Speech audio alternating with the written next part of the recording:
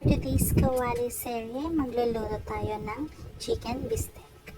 So, imamarinate ko lang yung ating chicken.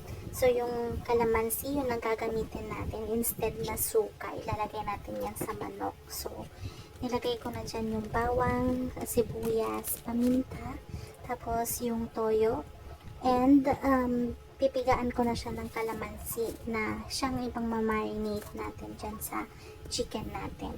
Kasi yung marinating mixture natin, mamaya hindi natin siya isasabay na ilalagay dun sa ating chicken.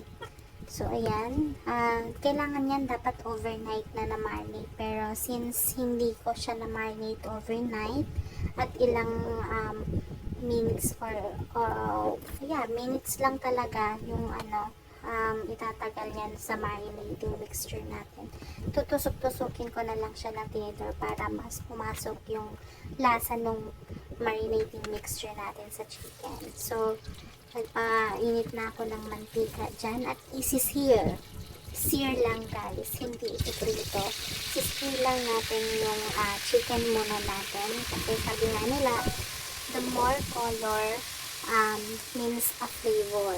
So, pagbabrownin lang natin yung ating chicken. So, as you can see, crowded yung chicken natin. Kaya hindi siya mapiprito talaga na gaya ng fried chicken na crispy, ganon.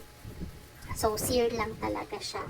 And, mamaya dyan is ilalagay ko din yung marinating mixture natin para ma-absorb niya lalo yung lasa niya. Pero, papatuyuan natin siya kasi dahil nga hindi natin siya na-marinate ng overnight. So, yung lasa niya kailangan ma-absorb ng chicken para hindi malabnaw or hindi malabnaw yung chicken pag kinain mo siya. Kumbaga, yung chicken mismo may lasa siya. So, ayan, nilagay ko na. O, yan, inabsorb na niya, diba? So, as you can see, nagmamantika na nga siya.